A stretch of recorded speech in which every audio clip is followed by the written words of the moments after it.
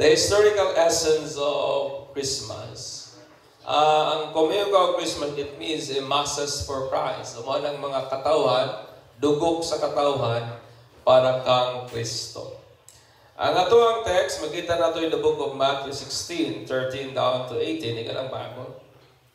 When Jesus came into the region of Caesarea Philippi, He asked His disciples, saying, "Who do men say that I, the Son of Man, am?" So they said, some say John the Baptist, some Elijah, another Jeremiah, or one of the prophets. He said to them, "But who do you say that I am?" Simon Peter answered and said, "You are the Christ, the Son of the living God." Jesus answered and said to him, "Blessed are you, Simon Bar-Jonah, for flesh and blood has not revealed this to you, but my Father who is in heaven. And I also say to you that you are Peter, and on this rock I will build my church, and the gates of Hades shall not prevail against it." Mga igsoon. Ang Kapaskuhan, sama sa ilahang giingon, is the most joyous season of the year. Amen. Mo ang pinakasadya ba? Pinakamaya nga panahon sa tibok tuig. Mo na ang mga tao mingon, unta Pasko lang kada adlaw. Unta Pasko lang everyday kay maayo man gyud ang atmosphere o ang ambience panahon igsoon sa Kapaskuhan. Where foods, drinks, parties, gigs, fun, daghan kayo, pagkaon, naay daghang mainom, daghang drinks, di ba? Daghang parties, lingaw-lingaw, daghang mga gigs, mga racket sa mga mahilig manukaray, daghang fun, daghang mga promo sa travel, daghang mga gift, mga regalo, mga bagong silina, mga bagong gadget, etc. Daghan po mga bonuses. Amen. May itong nakadawat og bonus kay dagkog ngisi.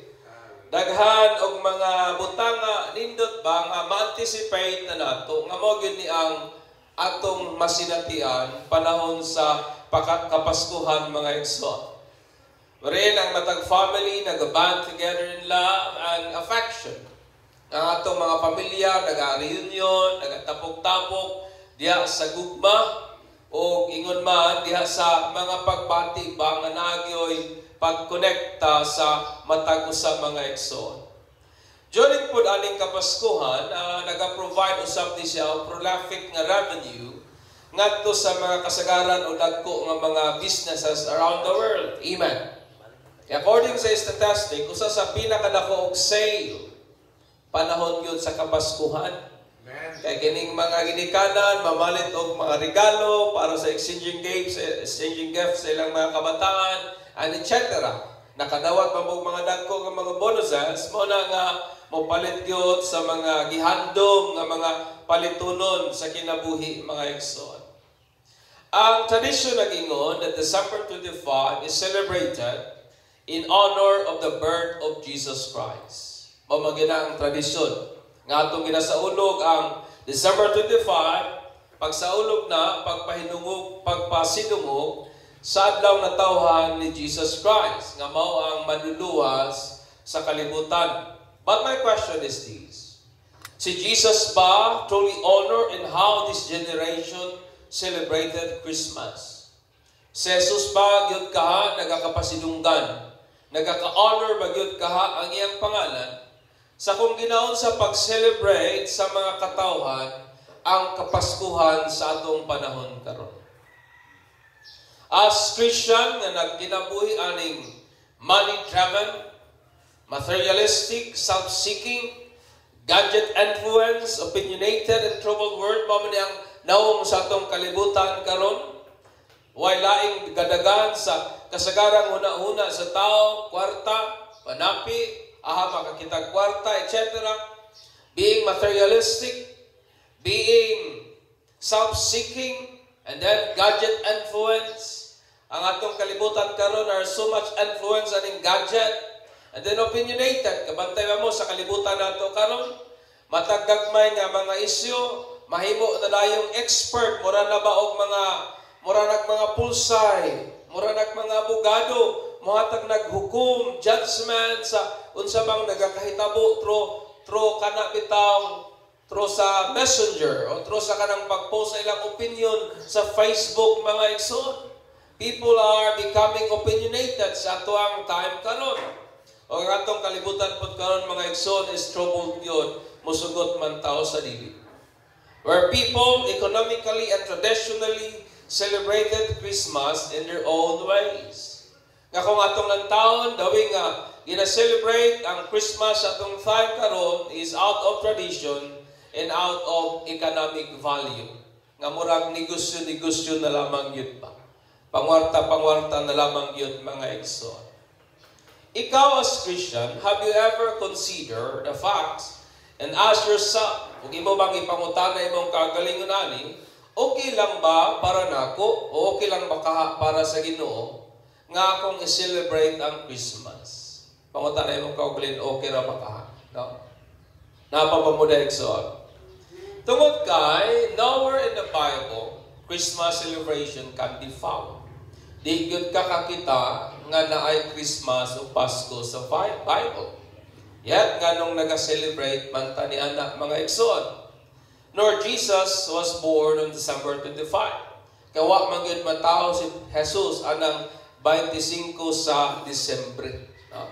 So una nato natulbagon, we must consider the history of Christmas. So ay tanuhatag og tubag ana ato sang lantawon ang hinubay o ang kasaysayan ba sa Pasko o nganong ang early church naga-celebrate man ani o nganong katong mga forefathers of faith during sa dark ages naga-celebrate sa Pasko o sa Christmas, mga igsoon.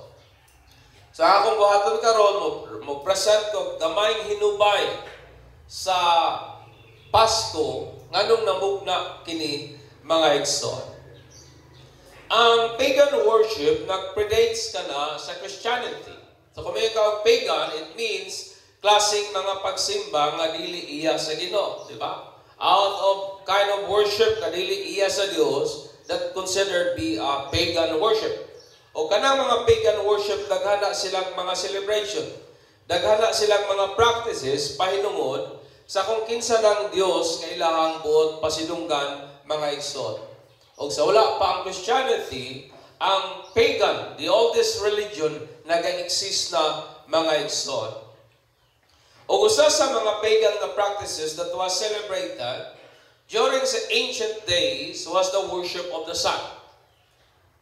Ang mga practices nga ginahimo sa kaniadto sa mga pagano, nga ilahang ginahatagan og taas nga pahinungod o pagtagad, kining pagsimba nila sa adlaw, the worship of the sun. Kining adlaw, mga igsoon, nga mo ang pillar of main pagan religion. Nga kasagaran sa mga pagan nga religion, mo ni ang ilahang pundasyon. Especially ang mga older religion, sama sa Mithraism, Zoroastrianism, o uban pang mga pagan nga religion, mga igsoon, kaya ang adlaw, mao man lagi according to them, is a perpetual reminder to all life on earth that we owe everything to the sun. Mao na nga ilahang ginasimba ang adlaw because they believe that God, nga ang adlaw is God. Ug ang tanan aning kinabuhia, we owe everything to the sun. Nga kung walay siga sa adlaw, wa gyud kinabuhi. Di ba tinuod? Kung wala gyud siga sa adlaw, walay tanom mabuhi. It means walay life ma-form, walay life nga mo-thrive, mga igsoon. O kining mga sun worshipper, naga-held din sila og major na celebration, aning winter solstice. O kining winter solstice, mo ni ang longest night sa tibuok tuig. O nagakahitabo kini siya between sa December 21 or 22. Ana nga panahon nga, kalibutan na that time, medyo mo-action siya takilid gamay ba? Diba, kabantay ba mo karon part sa Alaska, na sila ingon diha nga kung na isang buwan nga dili mo salop ang adlaw, na po isang buwan nga di po mo pakita ang adlaw, kaya na sila sa Northern Hemisphere, mga igsoon. O kana, pasabot according to them that the victory and strength of the sun over the forces of darkness that try to suppress it.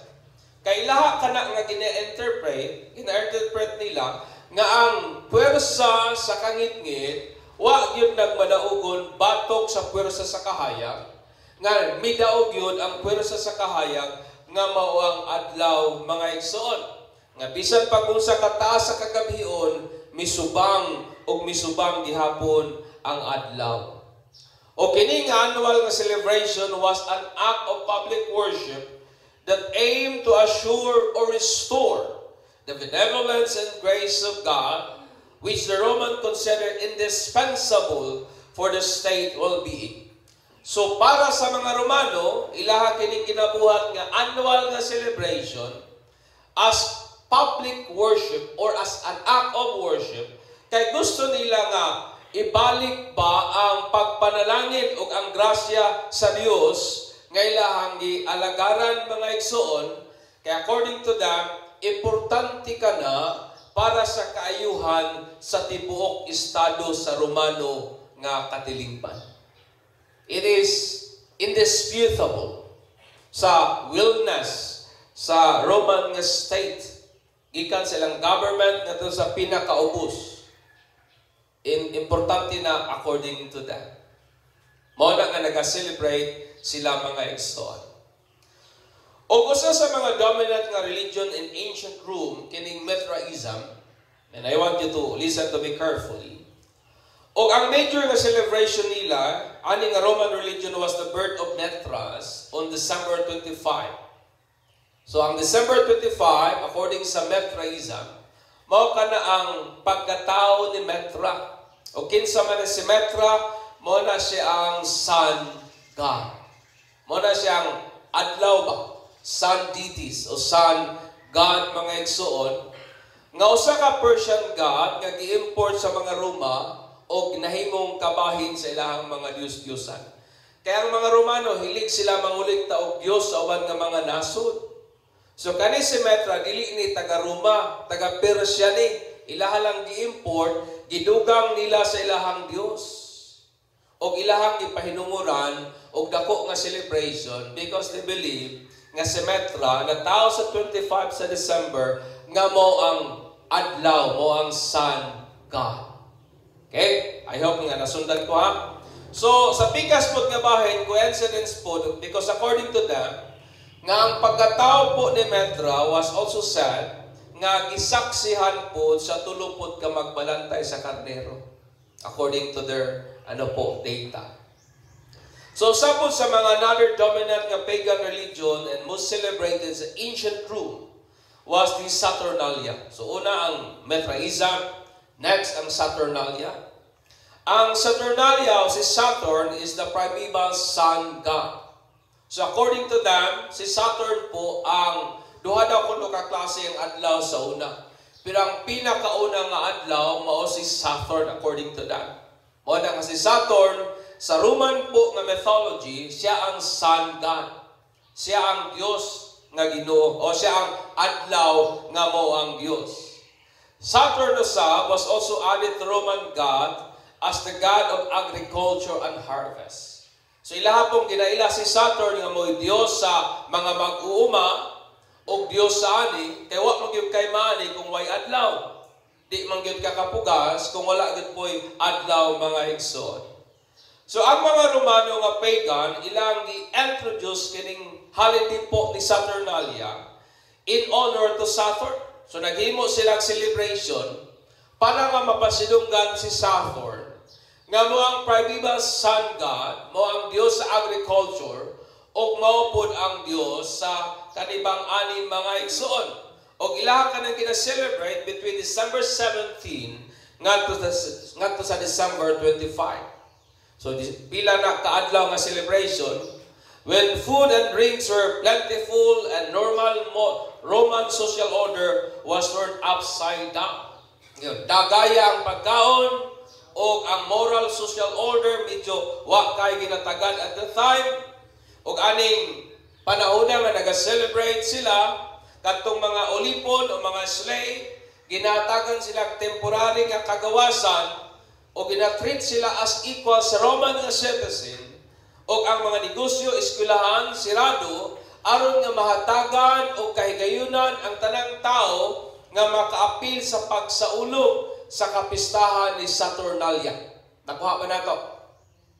Ang tanang gihatagan o kagawasan aron makaapil sa pagsaulog, pagpasidungog sa adlaw o sa kang Saturn, mga igsoon nga mo ang ilahang sun god.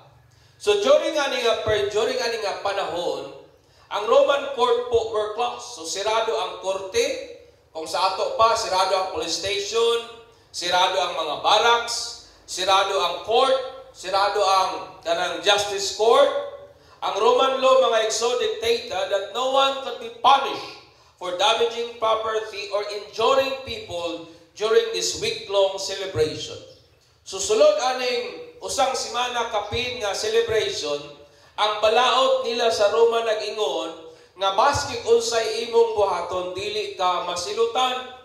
Walay punish nga ihatag nimo because everything nga imong pagabuhaton during that time is permitted by the law. Gitugot sa balaod, mga igsoon, kay kabahin na sa ilang pagpasidungog kang Saturn. The festival began with the Roman authorities choose the enemy of the Roman people to represent the Lord of Misrule. So magsugod ang ilang celebration, magpili sila usa ka tawo nga ilang kalaban sa mga Romano, o ilang ka nang gitawag nga Lord sa Misrule, o kana pang Ginoo ba sa kanang why paki, something like that. Why pagpakabana o Ginoo sa kadautanan or evil kung sa ato pangabahin, mga igsoon. So ang ginabuhat din sa Roma, each Roman community selected a victim whom they forced to indulge in food. Mangita rin silang ilahang biktimahon o ang ilahang buhaton, pugso nila nga pakanon, ilahang i-treat og mayong pagkaon and other physical pleasure throughout the week. Di lang pagkaon, ila pang idalit ang ilang kaugalingong lawas because sex and Roman culture is acceptable. So naay libre nga sex. Mao na ilahang idalit atong ilahang ipili nga pwedeng biktimahon, mga igsoon. So at the festival conclusion, okay, on December 25, Roman authorities believed they were destroying the forces of darkness by brutality, murdering this innocent man or woman.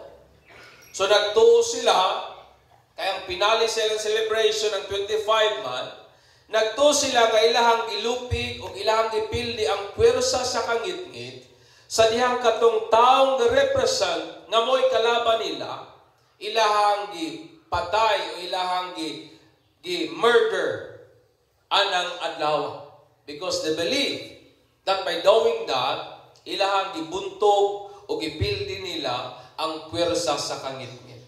So nakuha niyo idea? Ingana sila mag-celebrate sa ancient days, mga igsoon. In addition pa yun niya na may human sacrifice nga ginahitabo, widespread intoxication, so week-long celebration, so usang simanang sige sila hubog-hubog, party, going from house to house while singing naked. So, ang ginabuhat sa mga Romano, kaya siyempre, hubog naman, siyempre, isang simanang ka-celebrate. So, ang ilang buhaton, magtabok sila balay sa balay, manganta nga hubog, o muna precursor sa ato ang pagpanaygon sa atong panahon karon. Nasundan ba ko? Muna precursor sa pagpanaygon sa atong panahon karon, gikan na nga mga practices, mga igsoon. And then, gawas niya na, nagabuhat sila ng mga pagpang-rape and other sexual license and consuming human-shaped biscuit. Remember, nganing panahon na tanan nimong pagabuhaton is permitted by the law. Gusto ka mang-rape, bahala ka. Gusto ka mangawat, bahala ka. Tanan nimong pagabuhaton is allowed by the law. Pero katong mga taong imo pong nagmalan, they are also permitted to defend themselves. Pero tanan nga pagabuhaton na ng adlaw, way tulubagon, wa kay tulubagon sa estado. Tanan pwede nimong buhaton. Nasundan pa ko ninyo? Because that is one way of celebrating in honor kang Saturn, mga igsoon.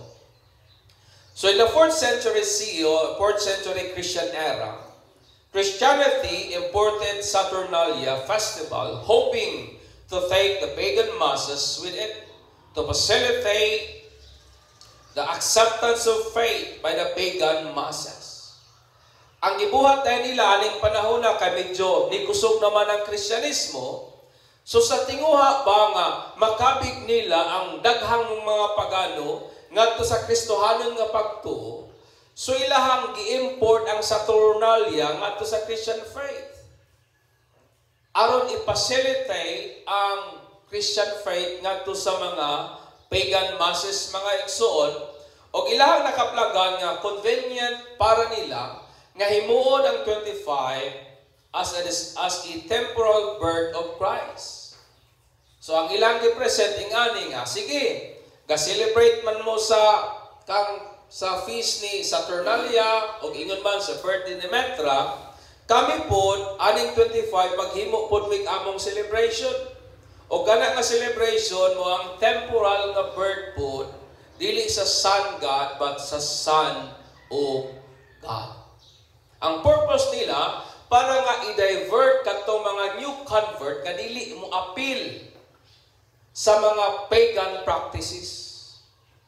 Mo na idea, mo na nga naghimo silang ilaha nga celebration. Kaya kung wala sila ibuhaton, mahaylo man tong mga bagong convert sa pagan nga mga practices, mga igsoon. So this mo niya ang ilang purpose. To divert them from pagan fest celebrated on the same day in honor of sun deities. Usa gali kay scholar nagingon, as a means of replacing worship of the sun with the worship of the sun. Ilahang ipulihan ang pagsimba sa adlaw, ipulihan sa pagsimba sa anak nga mao si Jesus Christ. Okay? By AD 509 AD, after Christianity na himong official state na religion sa Roma, si Emperor Justinian, naghimo siya, iyang gihimo ang Christmas as a civic holiday, mo na nadala na to hangtod karon. Gihimong usagyod ka holiday, o kani nga celebration sa Christmas mga igsoon developed from time to time, from tradition to commercialism. Gikan sa tradisyon, nahimo ng pangwarta, kaysa una panahon sa Pasko, wa mo gyud Santa Claus. Ang nagmugna ng Santa Claus kung ako masipyat mo rag si Pepsi or si Coke. Ang purpose ana to promote their product, negosyo ang intention ana kang Santa Claus. So gikan sa tradisyon, nahimong commercialism mga igsoon. So sa punto nga buntang ko ipaabot kanong kabuntagon simply as this, nga ang Christmas po was nowhere to be found in the Bible. Muna na yung mga tao mingon nga nung celebrate man mo Pasko nga wa man na sa Bible. Mingon sila why celebrate Christmas nga pagan practices man kana. Yes. Wa gyud ka kakita og Christmas sa Bible. But ang celebration po sa Christmas is a historical event. Kung giunsa sa mga early Christian, pakigbisog sa ilang pagtu against prevalent pagan belief. Kana nagpakita, wala to'y Pasko sa Bible, pero kana usa ka kasaysayan nga nagpakita ba kung giunsa pagpakigbatok sa atong mga unang Kristohano. Sa ilahang pagtuo, batok aning kusog kayo nga pagano nga pagtuo, nga ilang gina-celebrate ang ilang Sun God sa Pizza 25 sa December as an act of public worship aiming to assure or restore the benevolence and grace of the gods. Muna nga nagasimba sila, ilang ginapasinunggan si Saturnalia para i-bless ang ilahang mga tanom. Ilang ginasimba si Saturnalia para hatagan o kusog o gahom ang ilang estado. Importante na para nila. Napabata na igsoon.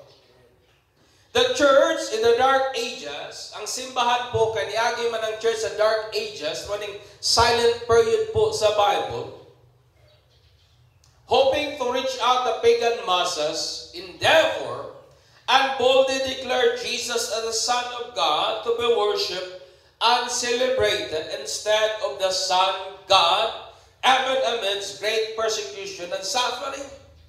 Anang panahon na, way laing gibuhat ang mga Kristohanon, kundi naghimo po silang ilahang celebration. Pero kada ka celebration, it is a public declaration of their faith. Nga kung naman tay angay nga simbahon, dili ang adlaw, kundi ang anak sa Ginoo. Amen. It is a public declaration of their faith, declaring that Jesus is the Son of God, nga mula may worthy nga dayigon o simbahon, maski pa ginaluto sila, maski pa gina-persecute sila mga igsoon. Amen. Because church during these days are persecuted because of their faith.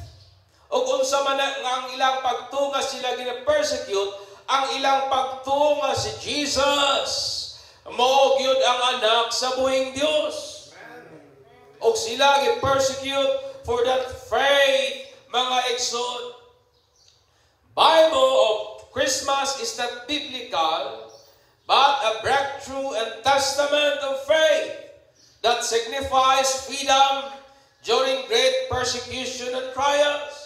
Ang Christmas wa na sa Bible, pero kana pagpakita lamang sa kalig-on sa ilahang pagtuo, nga nagpakita kagawasan ba, taliwala sa mga paghagit o mga pagluto sa kinabuhi. Amen. It is a testament of faith. Nga bisa gina-pressure sila, bisa gina-didan sila, bisa gina-persecute sila, they stand on their faith. Nagbarog silang pagtuo, declaring that Jesus is the Son of the living God. Amen. Mga reason nga nung nag-celebrate sila ang Pasko during their days, mga igsoon. It is not about food. Dili na may tungod sa pagkaon. Dili na may tungod sa bonuses. Dili na may tungod sa bagong sinina. Dili na may tungod sa mga promo. Nag-celebrate sila sa Christmas in faith that Jesus is the Son of God. Nga gilaing dayigon og simbahon siya og siya lamang gayud mga igsoon. Amen. The essence of Christmas is the belief and celebration that Jesus is the Son of the living God. Mao kini ang Pasko nga nagatuta nga si Jesus mao ang anak sa buhing Dios o atong ginadeklarar nga siya gyud ang anak sa buhing Dios. Amen ba? Dili ang iyang birthday, dili ang regalo, dili ang food. Kay usahay sa pagsaulog nato sa Kapaskuhan, usay murag di kita malipay kung way pagkaon sa lamisa ba. Murag ahamang Pasko ani wa man tay bagong food. Murag dili man ako feel ang essence sa Pasko kay wa ko kadawat og bonus. Murag dili na ako feel ang essence sa Pasko kay wa ko'y bagong sinina. No! The essence of Christmas is not food or new things. The essence of Christmas is this, that Jesus is the Son of the living God. Amen. That's why we celebrate Christmas. It's not about lights, tradisyon rana, nga nahitabo along the way. Pero kung mubalik ka sa history, nganong ang mga early Christian, they celebrated Pasko is because of this. They are persecuted because of their faith. O nibarog sila nga ligdong, ingon sila nga, dili mi mo appeal sa inyong pista, kay nami amo pong kapistahan nga gibuhat. O kaning among pista, dili ni pahinungod sa Son God, but kaning among pista nga gibuhat, pahinungod ni sa Son of God. Nga mao si Jesus Christ, nga gipakatao, nag-suffer, namatay, gilansang namatay o nabanhaw sa ikatulong adlaw. Amen. Muna mga igsoon, kung ang reason nato sa pagsaulog sa Christmas, kining atong pagtuo, kung kinsa sa Jesus, mahimong meaningful ang atong Pasko. Amen. Mahimong meaningful ang celebration nato sa Kapaskuhan. Wa man ta nagsaulog sa Pasko tungod kay mao nay adlaw nga tawhan ni Jesus. Naga-celebrate ta sa Pasko kay sa unang panahon, they celebrated Christmas as their public declaration of faith that Jesus Christ is the Son of the living God. Amen. It is a public declaration of faith against pagan masses nga wa nagatuo kang Kristo. Diba? For Christmas in the absence of its essence is not Christmas at all. Mo nang akong nagasaulog taog Pasko, taman lang sa pagkaon. Nagasaulog taog Pasko, taman lang sa unsay mahanda nato sa lamisahan. Kung naga-celebrate taog Pasko, taman lang sa bagong sinina, then that is not Christmas at all. Tungod kay ang pinaka-essence sa Pasko, maman yun si Jesus. Amen. Napabata diha. Ina na imong tapan, makaselebrate ko Pasko, bisag way bonus. Ina ba? Makaselebrate ko Pasko, bahala pag naghagit challenge sa kinabuhi. Makaselebrate ko Pasko, bisag pag naghag trials, kay nga naman, ang pinaka-essence sa Pasko, maman si Kristo Jesus. Amen. Maman si Jesus Christ, whom we believe, the Son of the living God, through whom we receive life eternal, through whom we receive redemption and forgiveness of sins. Amen. Amen. Lingyan na imong tapad, huwag na siya maayong Pasko. Maayong Pasko. Merry Christmas. Amen. Ano ito tayo, ang atong pasidunggan ng Ginoo sa iyang pagkamaayo sa ato ang kinabuhi.